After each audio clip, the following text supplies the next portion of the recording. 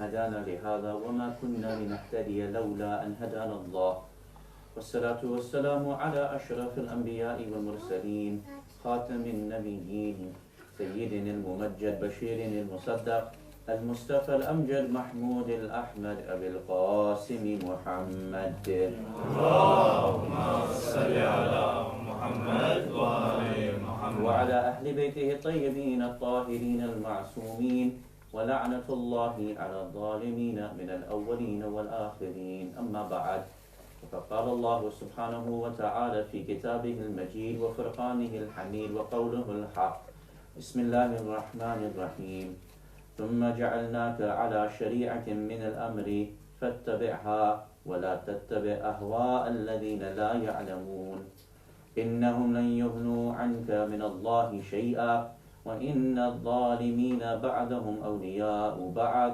والله ولي المتقين هذا بصائر للناس وهدى ورحمة لقوم يوقنون آمنا بالله صدق الله العلي العظيم صلوا على محمد وآل محمد اللهم صل على محمد وآل محمد. Awaited Savior of humanity, Imam al-Mahdi alayhi salam, my respected teachers, elders, brothers and sisters, Assalamu alaikum jami'an wa rahmatullahi wa barakatuh.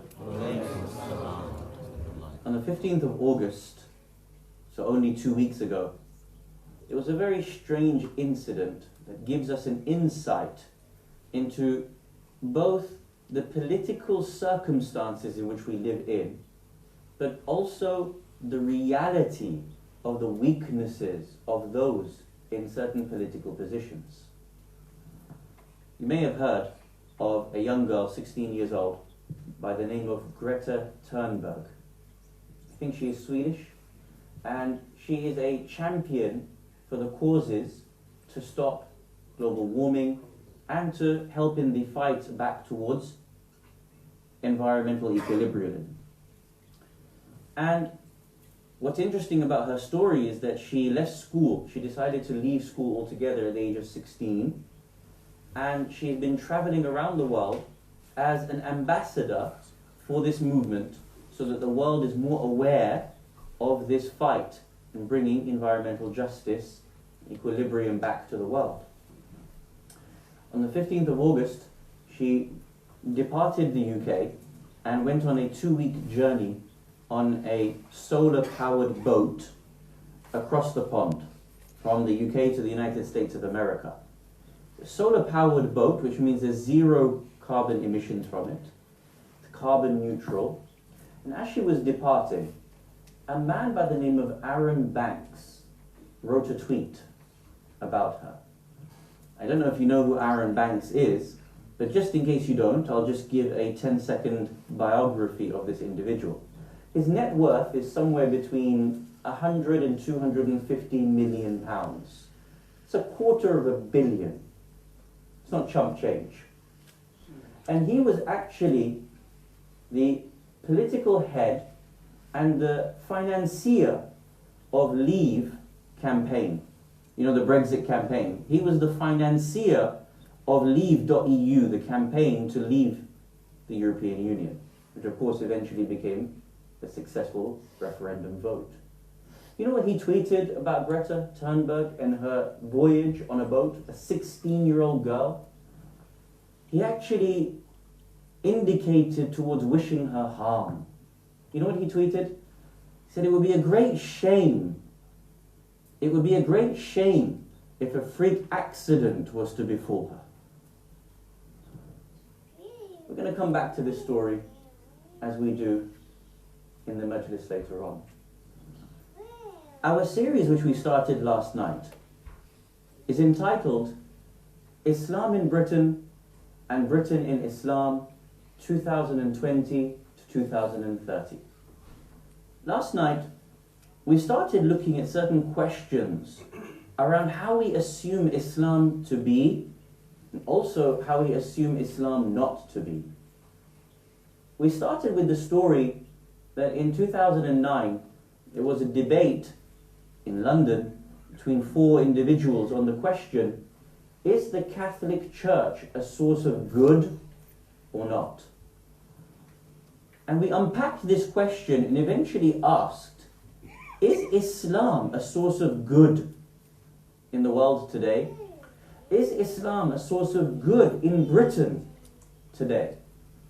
When we see all the social ills and spiritual challenges that exist, is the Islam that we conceive of and its infrastructure bringing about goodness within Britain such that it can actually bring about a change within the society? And we looked at certain assumptions that are made in the way in which we understand our Islam, and then we referred them back to the Quran to see whether we understand Islam today the way in which Allah subhanahu wa ta'ala describes Islam within the Quran. So for example, we mentioned that one of the great Maraja al-Kiram, may Allah bless him, he writes in a book maybe 30 years ago, where he makes a statement which, although is true, but if you think through the statement itself is not complete. He says, for example, that مِمَّا اختص بِهِ الدِّينَ الْإِسْلَامِ, what is specific, special about the religion of Islam, الْقُدْرَةُ الَّتِي يَسْتَطِيعُ بِهَا أَنْ يُوَاكِبَ الْبَشَرِيَّةِ إِلَى قِيَامِ السَّاعَةِ. That Islam, what is special about it, is that it's able to keep up pace with humanity's changes until the end of time. Now this is true, isn't it? Wherever humanity goes, Islam is also able to keep up pace. The problem with that statement is what? That Islam was never meant to keep up pace with human change. Islam was always meant to lead human change. Islam was meant to lead growth of humanity, and humanity was supposed to follow Islam's changes, Islam's guidance. But if we root our thinking in the first, we will always be 1 or maybe 5 steps behind humanity. Therefore, although the statement is true, the way in which it leaves us to interpret our religion is always a religion that is playing second fiddle towards the rest of humanity. So then we stated, if you look at the way the Quran speaks about Islam, it speaks about Islam in a completely different light. For example, Allah subhanahu wa ta'ala says, Alif Lam Ra Kitabun Anzalnahu Ilayka Litukhrijan Nasa Minan Dhulumati Ilan Nur. That this book of Allah is supposed to lead people, take people out of darkness and into light. Is the Islam that we have today doing that for the world or Britain? To be honest with you, it is not. We mentioned that the Quran, for example, says, إِنَّ هَذَا الْقُرْآنِ يَهْدِي لِلَّتِي هِيَ أَقْوَمُ. That this Quran is supposed to guide people to what is most upstanding. Does the way in which we practice our religion institutionally, individually, lead people towards that which is aqwam or not? The Quran, for example, says that وَيَدَعُ عَنْهُمْ إِسْرَهُمْ وَأَغْلَالَ الَّتِي كَانَتْ عَلَيْهِمْ. It's supposed to lift the burdens of society and break the shackles that are on people. Does the Islam that we have today do that? And so we stated yesterday in our introduction that the question that was posed to that debate is actually the wrong one. When we come to Islam, we don't just want to ask, is Islam a force for good? We assume it is. We know it is. Christianity, Judaism, our Sunni brethren, all of these are good for the world. The question I pose, is Islam a source of change and progress for the world? And we argued yesterday, actually it's not. And that's what our series is about. What are the challenges that exist in Britain? And how over the next decade can we have a visionary Islam which looks at these challenges and either responds reactively or sets out an agenda of change such that we're able to bring about a difference and make the rest of the country follow the ideals that Islam has. This is the discussion that we were having. Now, yesterday and every day we will set homework. Hands up who remembers what the homework was. Just not who's done it. Hands up who remembers what the homework was. It's about 11 of you. Yeah? So maybe that's 10%. It's not good enough, right? Now, who actually did the homework?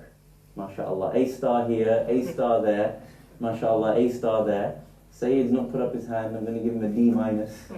Yeah? Now, this brings me to a side point. Look, we're going to be talking at some level of depth. We want to have a good, honest discussion about these matters that impact our life. You can see that we've even brought a number of books to present you with tonight, like we talked about yesterday. Moral philosophers we mentioned, historians we mentioned. If you can bring a pen and pad to these majalis, then it will make a difference, because rather than 10% say, I remembered what the homework was, then at least maybe 50 or 80% can say. Now, if your children went to school without a pen and a pad, you would be embarrassed if their teacher asked why. But when we come to the majlis of Ahlul Bayt alayhimus salam, we don't take it as seriously. This is not good enough. We're talking about making a change within society. We can't even bring a pen and a pad to the majlis. Can you see? We're talking at a level of bringing change, leading the world. Muslims can't even bring a pen and a pad to the majlis itself. Right? So if you want to write the notes on your phone, I trust you that you won't go onto Twitter and Facebook unless it's to say good things about the majlis. But I expect maybe you put your phone on airplane mode. You do it when you're in the flight. I believe that you probably listen to the steward and stewardess. Therefore you can at least do it here. Our Imam, the sixth Imam Jaffer as-Sadiq, salawatullah wa salamu alayhi, a wonderful hadith where he says, write. For if you do not write, you will not remember. Yeah? So don't take it from me.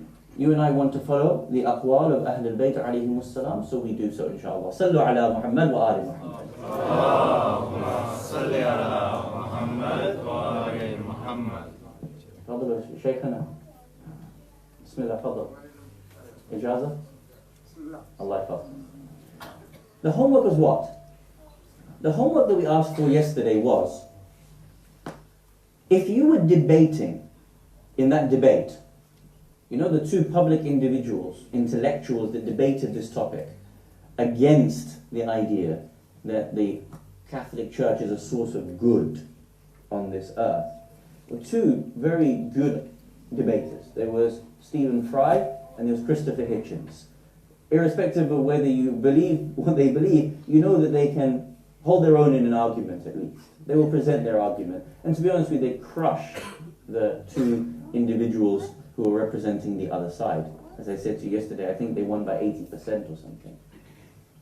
So I asked you in the homework, if you were going to argue, is Islam a source of good against these two individuals, how would you argue it? Prove it to me. Prove it to yourself that the way in which Islam is today is actually a source of good. We already agreed it's not a source of change. But how is it a source of good? And would you be able to defeat their responses? So let's mark some of these homeworks very quickly to think through this. How did you answer this question? So the three major categories that they were pitching their argument was the past atrocities of Catholic Church. Yeah. So the examples. The second is the stubbornness of the hierarchy and the lack of acknowledging their past mistake. Okay. And number three, that the impact the church was doing on a common people. Okay. So whether they are serving people or they're going against Right. humanity-wise. Correct. Looking back at this one, when I thought it, it's actually quite frightening. Why it is quite frightening? Because we as a Muslim, first of all, don't have an institution or a representation that we can call it that this is what Islam is. We don't have something called the church per se. Or we don't have, like, we have scattered centers. So even with Shia Islam or Sunni Islam. So that was one issue, and I kept thinking what will be my argument. And then I came across an excellent video by Alibet TV about Who is Hussein campaign in London. And the title of this presentation was Ashura by the eyes of non-Muslims in London. Ashura, Imam al-Hussein alayhi salam through the eyes of non-Muslims. Non-Muslim, two individual case study style documentary. And the beauty of that was that it's very hard to fault the Hussein story and the impact he has on life. So it's universal. It's universal, and because it represents Shia Islam in a way, and Shia Muslim follow Hussein and do good things about Hussein. So I thought that, you cannot sell Islam or cannot sell the story of Islam based on what the Muslim nations are doing. You can perhaps make an argument using Hussein and Hussein's sacrifice and what Shia Muslim follow. That was my only defense. Because now the point here is that it's a good exercise, isn't it? Because in the climate that we live in, we often do have to defend our Islam. We do have to engage in dialogue with people whose starting position is Islam is evil, Islam is brutal, Islam is backwards. Yes? So if you can see here, the challenge that you have is something that if you're able to think through for yourself, you might be in a better position tomorrow if you need to be able to demonstrate the arguments that Islam is a source of good on this earth. Now, something that Dr. Ali Shari'ati writes in one of his books, the book is just called Sociology. In his book on sociology, he says, look, you can judge, one of the ways you can judge a religion is by the very best people that it has managed to nurture. So the religion of Islam has managed to nurture Aba Abdullah al-Hussein, salawatullah wa salamuhu alayhi.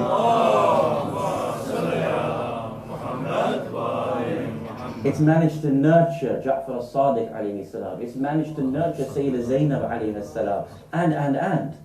Look at these individuals that have come from the boon of Islam, that has suckled at the teat of the knowledge of Islam. If that is the emblem of what Islam can produce, then you can see whether it is good or not, whether it is a force for good or not.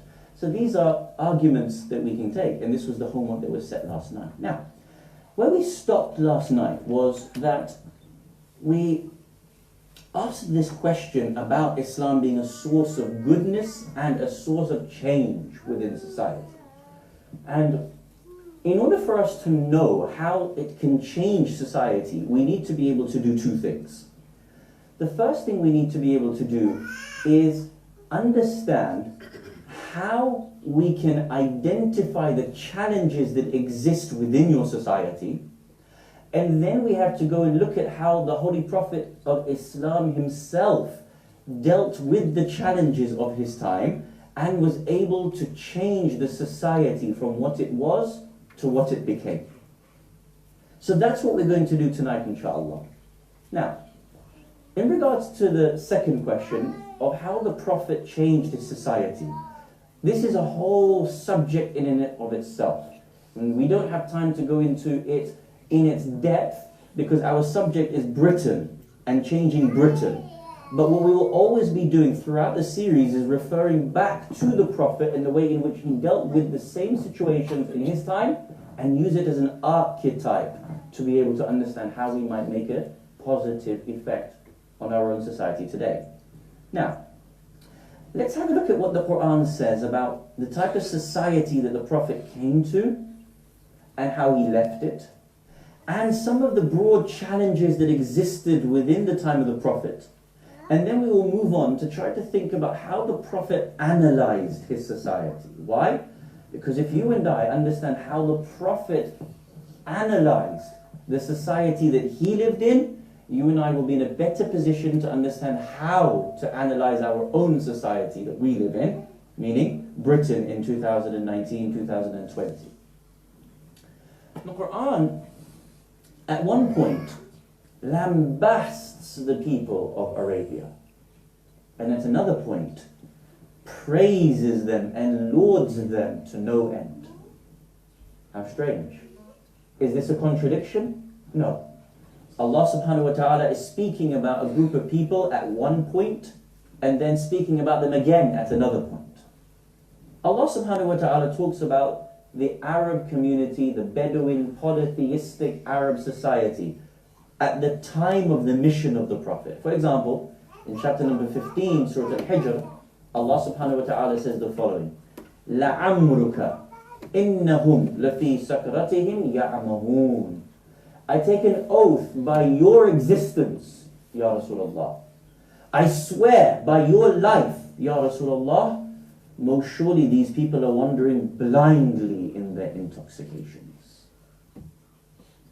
Now it doesn't mean literally intoxications. Yes, they were drunkards in that society, but it means that the way in which they were living was like they were drunk. What happens, na'udhu billah, when someone is drunk? They cannot see straight. They cannot think straight. They cannot think for themselves. They're not in control of what they do. Allah subhanahu wa ta'ala is making an example here. These people are wandering blindly in the way in which they live. And then Allah subhanahu wa ta'ala in Surah Al-Imran has another verse. This time Allah subhanahu wa ta'ala praises this society and He lauds them. And He says, كُنْتُمْ خَيْرَ أُمَّةٍ أُخْرِجَتْ لِلنَّاسِ. You are the best of people that have been heralded for mankind. SubhanAllah. What we mean here is that within only a presence of the Prophet for a few years, the Prophet took them from down here to up here by his presence. The Islam that they had liberated them from the practices, the darknesses that they were living in, took them out of it and into light, such that Allah could praise them to such an end. Can you imagine that level of Islam? They were so morally bereft. What were they doing? They used to bury their newborn daughters alive. They used to go to war with each other constantly over the most petty of issues. They would follow their tribal leaders irrespective of what they would tell them. They used to worship sticks and stones, considering it to be their gods. You know, the Quran talks about this in depth, the kind of lives that they were living. For example, Allah subhanahu wa ta'ala mentions within the Quran, twice He has a verse where He says, لا تأكلوا أموالكم بينكم بالباطل. Do not eat up your wealth amongst each other in falsities. Our sixth Imam Jaffer as-Sadiq, salawatullah wa salamuhu alayhi, the hadith where he comments upon these two ayahs, and he says, you know what the men of Arabia used to do? Listen to this. Understand what they were like. You know what they used to do?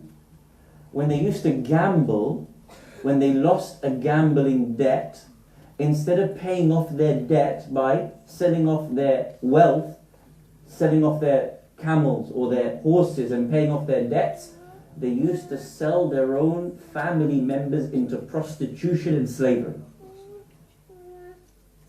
Their wives. This is what the men were like. You know what they used to do when they worshipped their sticks and stones and idols?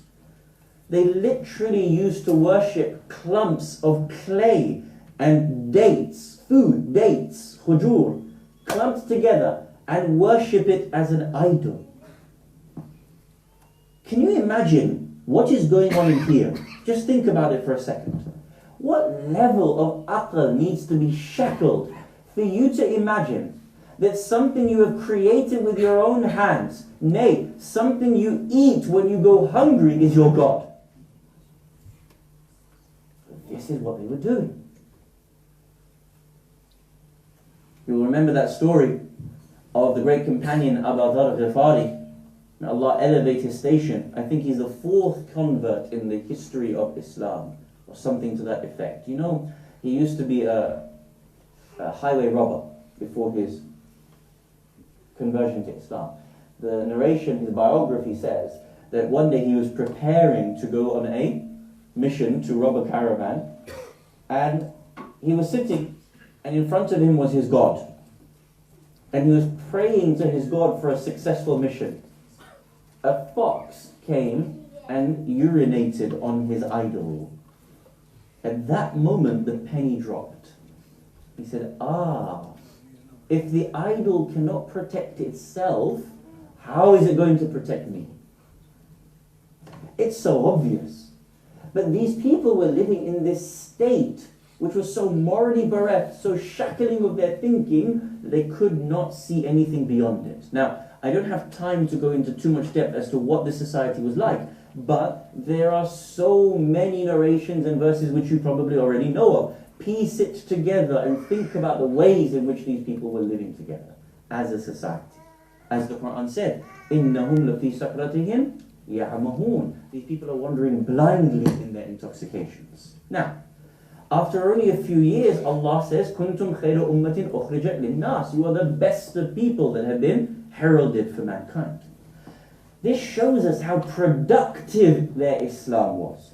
This shows us how liberating their Islam was. This shows us how their Islam was a force for good and change in the civilization that they came to. I ask that question again. Is the Islam that we practice either at an individual level, or at a familial level, or at the communal level, or at the national level, or at the global level, does it bring people out of darkness and into light? Or does the Islam that we practice actually shackle us and make us even worse?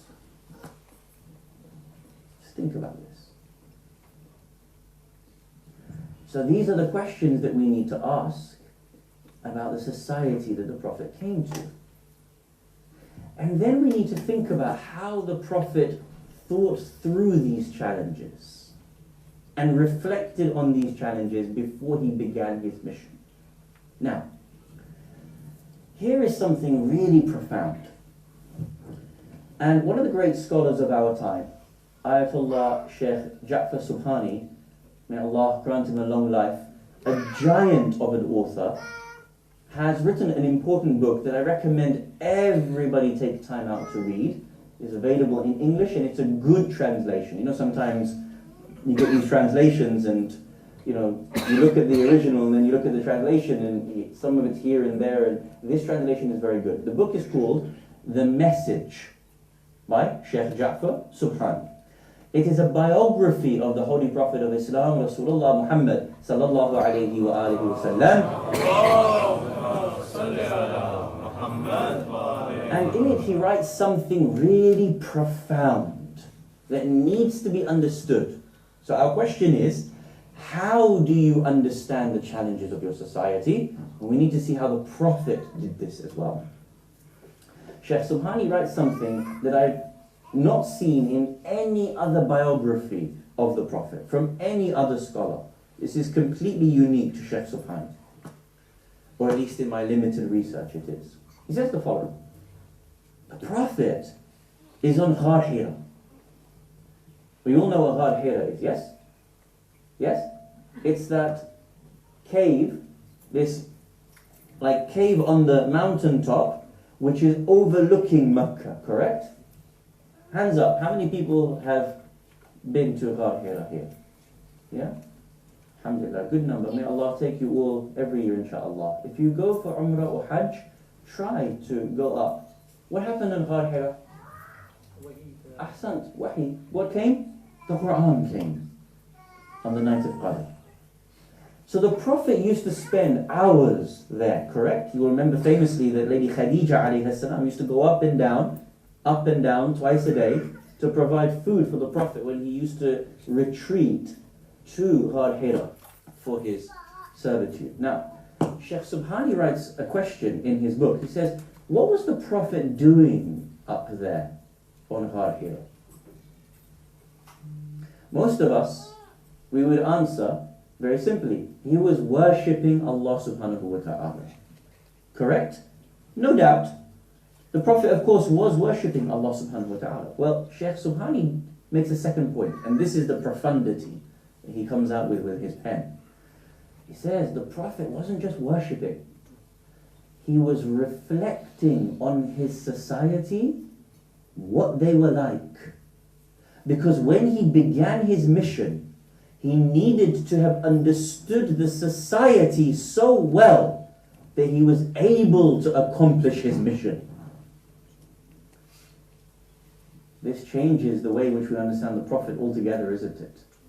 You see, most of us, we consider the Prophet to be very robotic. Why? Because he's ma'soom. So when he just comes and he brings everyone out of darkness into light. It doesn't work like that. He is a human being that has to come to other human beings. Some human beings have hang-ups. Some human beings have difficult personalities. Some are looking for truth. Some need to be a little bit woken up and shaken. It is a real society that the Prophet came to, the same as if he came to any other society today. Sheikh Subhani says, the Prophet had to go and reflect deeply on his society. Now there's an image that's very beautiful. Think about this. If you've been to Ghar Hira, or you know Makkah today, you know there's that monstrosity, right? This big clock tower, the Sa'a, devilish creation of other devils.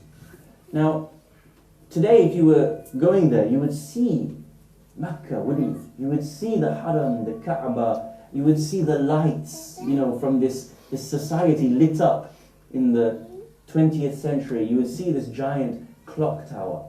Imagine what the Prophet for a minute was looking at, right? He's looking down and he's seeing this town. And this town is built by the hands of his grandfather, Ibrahim alayhi salam. And this town has developed with tatawurat and evolution from generation after generation, century after century, and it's reached this point that even though it has been built by the hands of the man who is the master and founder of all monotheism, they still have 365 idols inside the Kaaba. You see how the city has changed.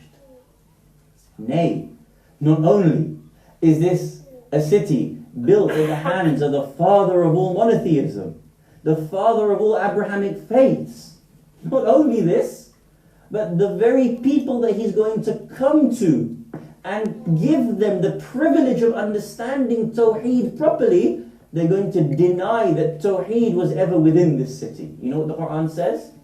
That the Prophet used to come to the Meccan people and they actually used to respond by saying, this idea of monotheism, we've never even heard of it. The Quran talks about this in Surah Sad.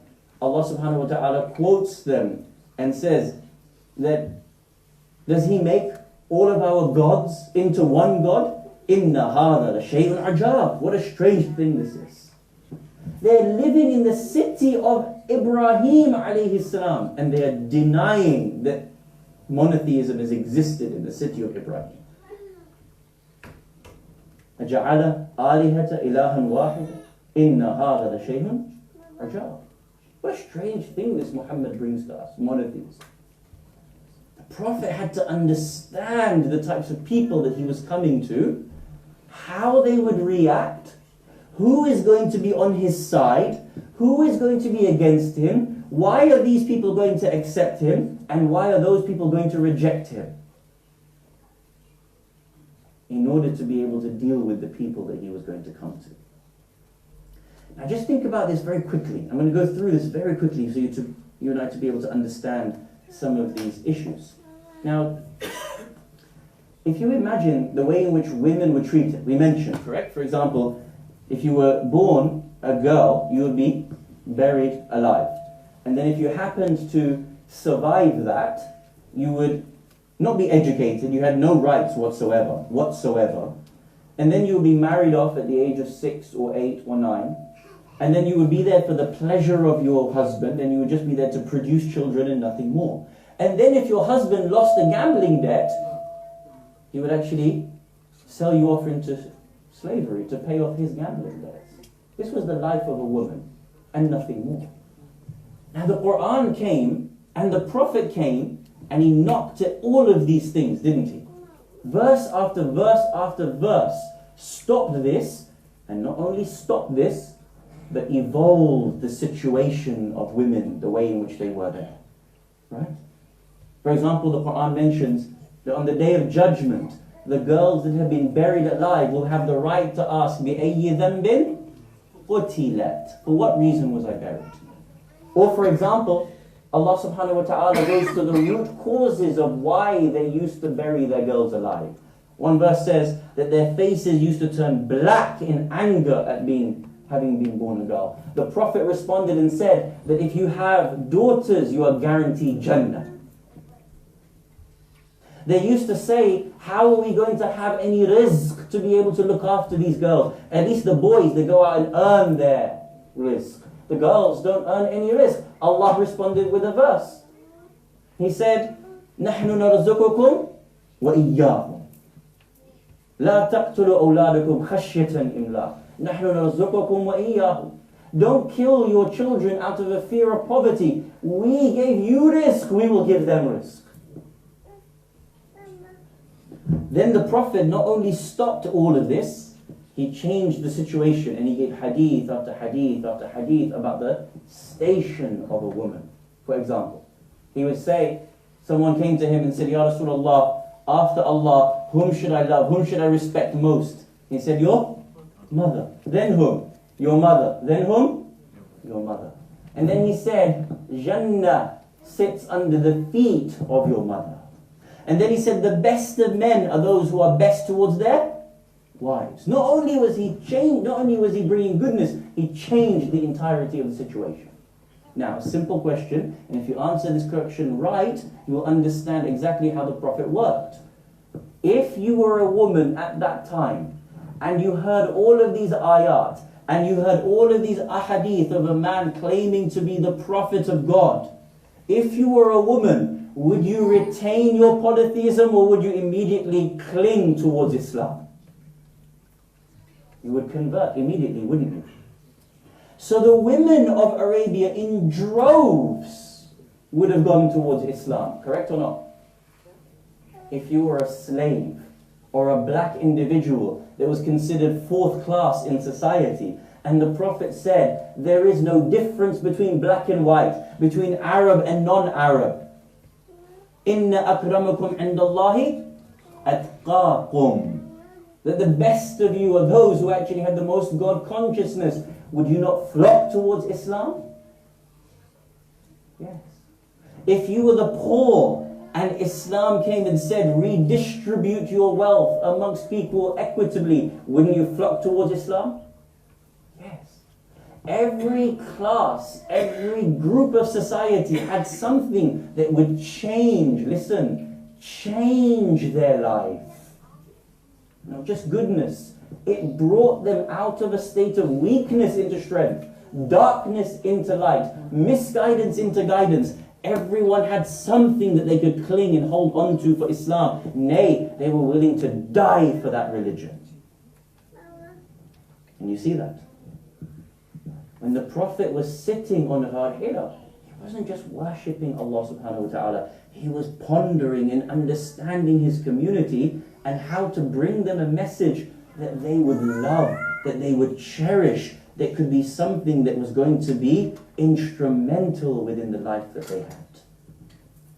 Now, let's take this a step further and start thinking about it in terms of the time in which we live in as well. And remember, all we're doing is just talking about principles, and then we go into the specifics in our series. Our scholars tell us that there are 5 big questions of this universe. There are many small questions that you can ask, and most people end up getting lost on the small. Number 1. Number 2, you would ask, where do I get my knowledge from? What's true and false in this world, and how do I figure out what is true and what is false? We talked about this yesterday, the epistemology that comes from people. Another question that you would ask is, who am I? Right? An identity-based question. 4th question that you would ask is, what is my purpose in existence? And then you would ask the 5th question, where am I going? Now look at these questions and look at what Sheikh Subhani said. That the Prophet was doing 2 things. He was worshipping and he was questioning and pondering about his own society. Now it tells us here about some of these questions. Things like, who am I? What am I doing on this planet? What's my purpose in this planet? In this existence within this vast universe? And you can see how often people get bogged down in very minor questions or get thrown off course before they've even answered some of these questions. Now I want to mention some of the points that the Quran states and think about some of the greater challenges that we have in our own society. So it just gives us a lead into tomorrow's lecture, inshaAllah. You know, Allah subhanahu wa ta'ala in the Quran has a number of verses which talks about the purposes of life. Right?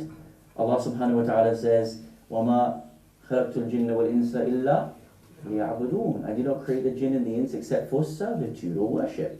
Allah subhanahu wa ta'ala says, I created you and I want to see whom amongst you أَيَّكُمْ أَحْسَنُ عَمَلًا Whom amongst you is the best in the quality of deeds. Now Allah subhanahu wa ta'ala also mentions in Surah Hud, chapter number 11 of the Quran, a verse that's very important that we can actually spend a lot of time reflecting on, that is particular to our series that we are going through in this particular number of nights. Allah subhanahu wa ta'ala mentions in Surah Hud, chapter number 11, verse number 61, Bismillah ar-Rahman ar-Rahim. Huwa ansha'akum min al-ardh. He is the one who created you, spread you from the earth. وَاسْتَعْمَرَكُمْ فِيهَا. And He is the one, He has cultivated for you therein. This is important. Allah subhanahu wa ta'ala is talking about a purpose of society here. This isti'marat, this cultivation of the world that we live in. This is a purpose of society. When you and I cultivate something, what happens? We build it, we make it better, we change it, we evolve it such that it grows from one stage to another. You cultivate the ground, the land, you know that you have to plant the seeds, you put the water, you need the sunshine, and then what will come from it will the produce be for you to take from it. This is one of the statements that Allah subhanahu wa ta'ala gives to us as the purpose, that we are supposed to build society. We're supposed to build political institutions. We are supposed to build our communities. There's never a time of stagnation. Now, think about this in regards to the Prophet and then some of the challenges that we can see in our own time. Did the Prophet do everything at once? No. There was 23 years, correct? Not only that, there was Mecca and there was Medina. And there were specific challenges in Mecca and there were specific challenges in Medina, which we don't have time to go into tonight, but we'll go through it. Now, think about some of these points. I want to talk at the general level, but you'll understand the principles of what I wish to be able to mention to you. If you notice the Quran, sometimes the Quran shows the development of people in different ways. Take, for example, the verses of the Quran which talks about the prohibition of alcohol. How many verses are there? 3. First one will say, alcohol is bad. Second one says, don't come to salah whilst you're in the state of intoxication. And then the third one outlaws it altogether. Correct? This is well known, isn't it? Why didn't Allah subhanahu wa ta'ala just tell people, alcohol is bad, you can't have it anymore? Why not? It would have been too radical. Ahsant. It's a beautiful word. I used this word last night in the conclusion of my lecture. The Prophet was radical. The statement is correct. It would have been too radical. What do you mean by that? By lowering straight away. What would it have done? Push them further away from It would have pushed them, they would have reacted negatively to it, correct? Right? There's an amazing hadith. Holy Prophet of Islam, Rasulullah Muhammad sallallahu alayhi wa alayhi. I just want you to understand these are principles. Take the hadith and understand the principles of what I'm telling you, yeah? Look at how the Prophet dealt with this issue, yeah? 2 different stories on the same issue of alcohol consumption in the Arabian community. As you rightly said, it would have been too radical, they would have reacted negatively if it was all done at once. Right? First hadith, as an example. Someone came to the Prophet, a new convert. yeah, brand new convert, came inside the masjid of the Prophet. Masjid of the Prophet. He came with his servant, and he came with a bottle of wine. He comes and sits down with the Prophet. Assalamu alaikum ya Rasulullah. I've just converted to Islam, thank you. Here is this bottle of wine as a gift for you. Now, imagine if someone came in here to the Husayniyah doing the same thing. We're so hard-hearted, we can't even bear a different form of Shi'ism in our own centers. Someone comes with a different culture, someone comes with a different idea, we immediately ban them. We immediately push them away. Look how broad-chested the Prophet was in order to bring about a change in his society. They said, we brought you a gift of wine. The Prophet said, don't you know that Allah has forbidden wine? He said, no, I didn't. He turns towards his servant and whispers something in his ear. Rasulullah says, what did you whisper in his ear? He said, I told him to go and sell the alcohol. Is that allowed? No. Rasulullah says, don't you know the one who prohibited the alcohol has also made its sale to be haram? He goes and whispers in the ear again of his servant. Rasulullah says, what did you say to him? He says, I told him to go and throw it out, pour it out. And you see how soft-hearted he was with this individual. Another example of dealing with this, the Prophet, someone comes to him and says, Ya Rasulullah, I can't stop drinking alcohol. This is after the last prohibition, the third one. He says, I just can't stop. I'm an alcoholic. You know what? I drink it in secret. I get drunk. I don't come out of my house until I'm ready. I just can't stop. Help me. Prophet says to him, give up alcohol for me. He says, I can't. He says, give up alcohol for me. He says, I can't. Prophet says, fine. Will you give up something else for me in exchange? He said, anything you want, Ya Rasulullah. You name it, labbaika Ya Rasulullah. To that extent, you know. I'm here at your service. He says, give up lying for me. He says, no problem. He says, no, give up lying for me. You're going to do it? He says, yes, I'll do it. Next day, the companion comes back and sits with the Prophet. He says, Ya Rasulullah, I've given up alcohol. What happened? Rasulullah understood the people that he was coming to. Yeah, this is the topic. Understanding the people that he was coming to. This companion used to sit with other companions.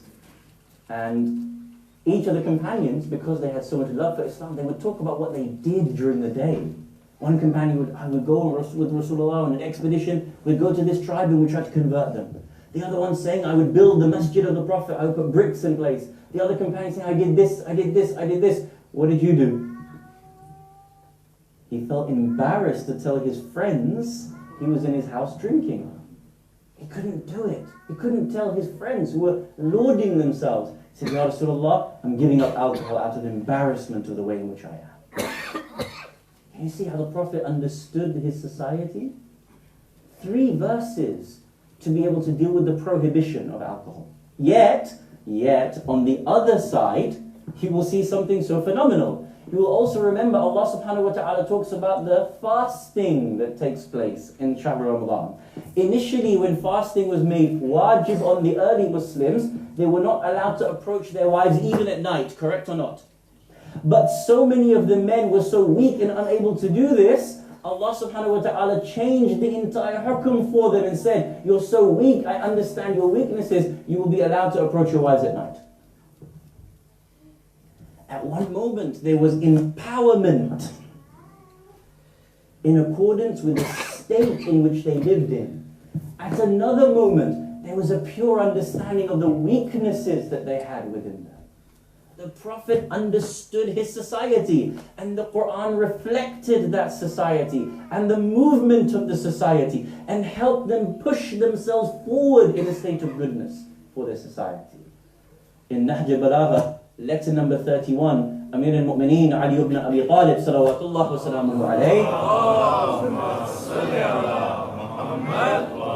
writes to his son, he says, "O my son, I have walked in the ruins of the past nations, and I have pondered upon their lives so long and so hard that it is as if I have lived with them."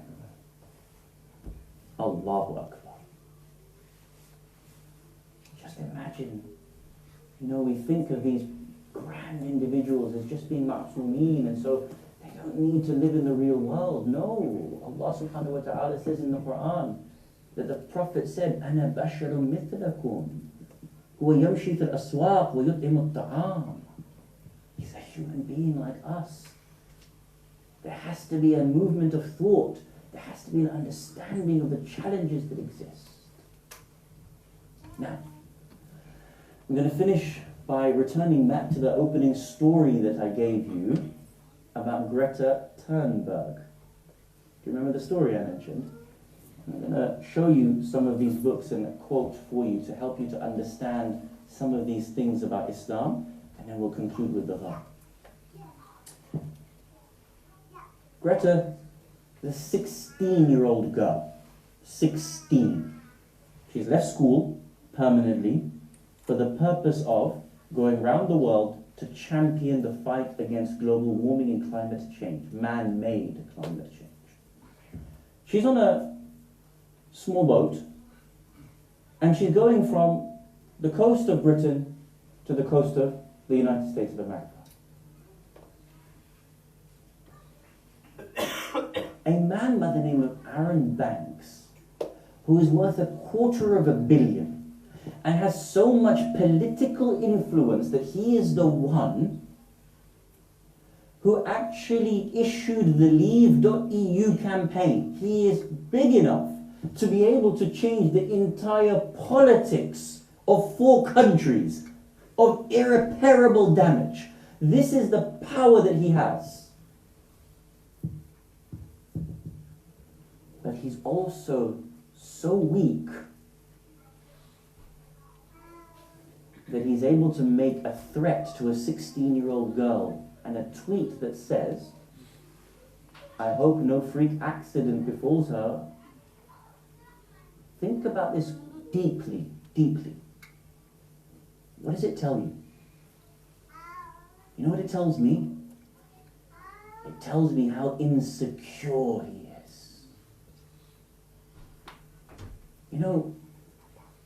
Allah subhanahu wa ta'ala mentions certain verses in the Quran. He says, indeed, خُلِقَ الْإِنسَانُ ضَعِيفًا. Yeah, mankind is weak. But you know what he says is weaker? إِنَّ كَيْدَ الشَّيْطَانِ كَانَ ضَعِيفًا. That the plan of Satan is also weak. You see, in the first verse, he's talking about human beings' physical weakness. Right? خُلِقَ الْإِنسَانُ ضَعِيفًا. We're physically weak. That's what he's referring to, right? In Dua Kumail, we say, قَوِّ عَلَى خِدْمَتِكَ جَوَارِهِ وَاشْتُرْ عَلَى الْعَزِيمَةِ جَوَانِهِ وَحَبِّرِ الْجِدَّ فِي خَشْيَتِكَ. We realize that there's 2 types of strength that we need. There's a strength in the limbs for our service, the physical service, and then there's also the internal strength that we need. On the other hand, Allah says, "Inna kayda shaytan kana da'ifa." That the plan of Satan is weak. This is not talking about the physical strength or the physical weakness. The plan of Satan is so weak. And then he says, those people who take awliya min dunillah, they are like the spider. The spider weaves this web for itself. Inna awhana, the most weak of the bayut is لو كانوا يعلمون, if only they knew. When a man of that age and power has to make a threat to a 16-year-old girl, you know what it tells me? That he has concocted for himself nothing more than a house like a spider's web. You just need to flick it and it will crumble. All you need to do is flick it with truth and it will crumble. And when I see the world and I see the challenges that Britain has, people think that they have so much power that 1 minute, literally one day, they can say, Allah Yahmad, they will literally say, we will not allow democracy to be taken away from the people. And then the next day, they will literally turn around and take democracy away from the people by proroguing the parliament. These are the people that literally are on tape, 2 months ago, in the Tory party leadership debate, and they were all asked, will you stop democracy for a period of time in order to push through your plan? Do you know each and every one of them on that debate stage said no. 2 months later, they're either doing it or backing doing it, justifying doing it. Jacob Rees-Mogg, you know what he said? You know what Moggy said? I heard this a couple of days ago. You know what Moggy said? This was his argument. This is how he justified it. He goes, but in September, instead of there being a break, they can come back and have their time. In October and November, they can have extra time. You're not understanding the point. We're not talking about what you're going to give them extra days in November. By then, it will have already gone through. These people are weak because they have created for themselves a web of lies. And if you understand this, I want to be able to just conclude and show you some of these points about the way in which we can build our understanding of the challenges that exist within the world today. So I brought with me a few books, and I'm going to quote just one passage and then show you and then conclude, inshallah. So this book is an important book by the former Archbishop of Canterbury by the name of Rowan, or Dr. Rowan Williams. Giant of a thinker, Faith in the Public Square. And I just want to read you one paragraph of what he says and think about the challenges that exist in the society today. And then I'm going to give you your homework. He says the following. The primary task and function of religious utterance is to describe authoritatively existence and to resolve the problems of existence. What did I say? Is Islam a source of good and change? What does he say? That religion is supposed to be that which resolves the problems. He says secularism fails to sustain the imaginative life of dealing with life's problems. So eventually it will fail. But its failure does not necessarily produce fascination with the spiritual. What happens is that eventually people turn towards other things, consumerism. They come towards new age spirituality, like yoga, saying this is spirituality, to solve their problems within their life. Where is the religion of Islam to help those people that realize that these people are there and are failing them? One challenge that exists within the society. Another book, I mentioned it yesterday because it was part of the title that we were giving to this series, Islam in Britain and Britain in Islam. And you can see this author, Joseph Massad, talks about Islam in liberalism. And he says the following, and this is very important because we'll be dealing with this topic a lot over the next coming nights. He says, Islam, the word Islam, is being created as opposed to certain antonyms. What's an antonym? What's a synonym? What's a synonym?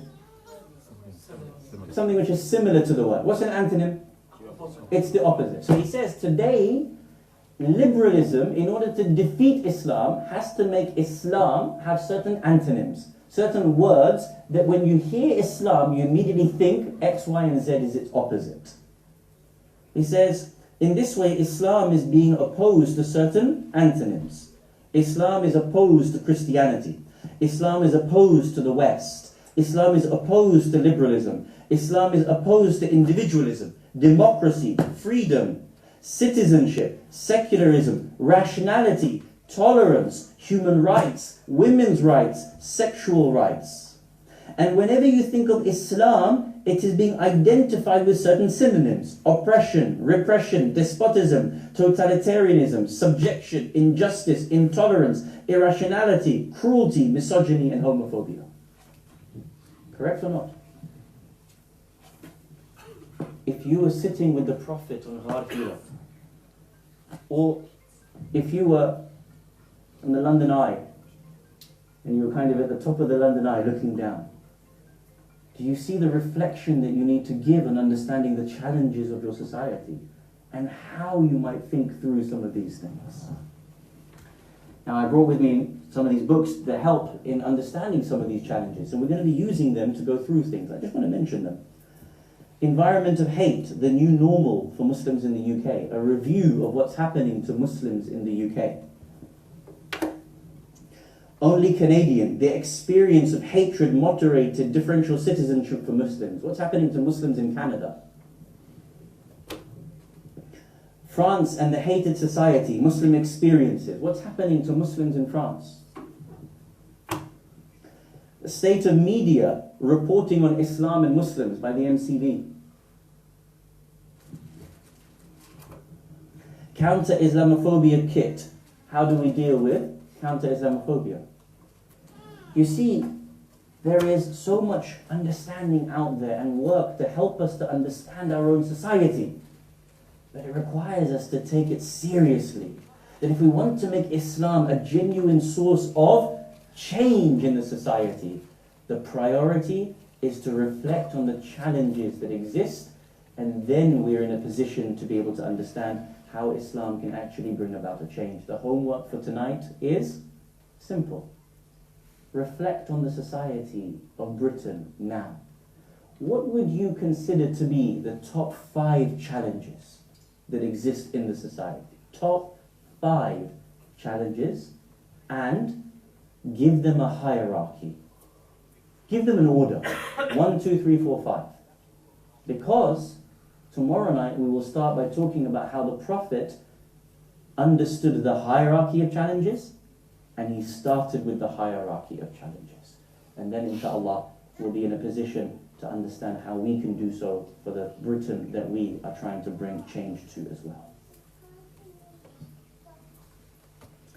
The Prophet changed the society such that the way in which they looked at women yesterday was to be one whereby they would see women as nothing more than a piece of meat, something that's controllable, no dignity and honor. By the time the Prophet left them, they understood the way in which the value of the human soul was, and particularly how a woman brings change in society. Not all. Those people who retained that jahiliyyah in them were those that attacked the house of Fatima al-Zahra, salamullahi alayha. When the door fell on Fatima al-Zahra and the nail pierced her chest, and she calls out, "Fidda, come to my aid." We hear a narration, maybe a narration or something that the ulama mentioned, that says that one day Imam al-Hassan alayhi salam is at home and he's sitting in the corner of the house crying. Amir al-Mu'mineen comes home and sits down beside his blessed young son and begins to hold him, begins to console him. He says, "Oh my son Hassan, why are you crying so uncontrollably?" He looks up in the eyes of his father. He says, "Father, if you had to see what I saw on that day when they attacked the house of my mother, you would also be crying the way in which I am crying as well." In the last hours of Lady Fatima's life, she is lying on that deathbed and her children have to come to her. There is a special relationship between Fatima al-Zahra and Husayn ibn Ali, because Fatima alayhi salam knows what is going to happen to her son. We are told that in those last hours, that even maybe after her passing, Imam al-Hussein alayhi salam is holding on and clinging towards his mother. This is how much love Hussein ibn Ali had for his mother. We are told by the Dhakireen that at this moment that Imam Amir al-Mu'mineen is told to take Hussein off from the chest of Fatima. The Dhakireen say that Amir al-Mu'mineen was asking to take Hussein off. They asked, why should we take Hussein off from the chest of his mother? The response comes that the angels, they cannot bear this scene. The heartbreak of the angels, they cannot bear this scene of Hussein ibn Ali weeping over the martyrdom of his mother. They normally say that if this is how the angels felt when they saw Hussein ibn Ali with his mother, how is it that they were on the 10th of Muharram when they had to see this situation? After this comes the martyrdom of Amir al-Mu'mineen. Amir al-Mu'mineen is lying on his deathbed. The poison is running through his veins. The narration says that there is so much poison that Amir al-Mu'mineen is shifting his legs in pain, in discomfort. He is unable to lie in a place in which he is still. The narration says that when he is struck on his blessed forehead by Ibn Muljim, Lady Kulthum comes running and says, "O Ibn Muljim, O criminal before Allah, you have done no harm to my father." At this point, Ibn Muljim says, "I swear by Allah, I doused this sword in so much poison that if I was to strike 1,000 men, it would dispatch them all." This is why Ali ibn Abi Talib, his legs are shaking and quivering in pain. It says that there is so much poison, pus is coming out of his forehead, so much that even the bandage does not cover it. At this moment, in the last hours of Amir al-Mu'mineen's life, the narration says that he gives his final wasiyah and will towards his family. He calls Imam al-Hassan alayhi salam over. He places the hand of every one of the family members into the hand of Imam al-Hassan, except Abu Fadl al-Abbas. Abbas turns towards his father and says, "Oh father, am I not from you as well? Is it not that my hand is supposed to be loyal in the hand of Imam al-Hassan?" The narrations and those who tell us, the Dhakireen, say that at this moment that Abu Fadl Abbas is told by his father, "Your hand goes into the hands of Hussein, for your purpose of birth was there to defend Abu Abdullah al-Hussein." We are told that at this moment Amir al-Mu'mineen narrates the tragedy of what is going to happen. There is a maqtal that mentions that when Abu Fadl Abbas is about to depart the tent from the last time, at this moment Sayyidah Zainab comes out and she says, "Oh Abbas, I never believed this day would come. Do you remember what our father told us in his last hours?" He says, "Tell us, remind me, oh my sister." She says, "Oh Abbas, my father told us in these last hours of his life that there would come a day in which I, Zainab, would be in chains. I, Zainab, would be paraded from city to city. I, Zainab, they would try to sell me off as a slave in the marketplaces. I never imagined how that day would come so long as you, Abbas, were alive to protect me. But now I see you departing from the tents, and I know that you are never to return. I know this moment has come. My destiny is now before me." ألا لعنة الله على القوم الظالمين وسيعلم الذين ظلموا أي منقلب ينقلبون إنا لله وإنا إليه راجعون. We ask Allah subhanahu wa ta'ala to hasten the appearance of Imam al-Mahdi alayhi salam, to allow us to be alongside him at all times in our life and in our death. If we're to pass away from this world before his coming, Ya Allah, raise us from our graves so that we can partake in the victories of Muhammad and Ali Muhammad. Matem Hussein, Ya Hussein.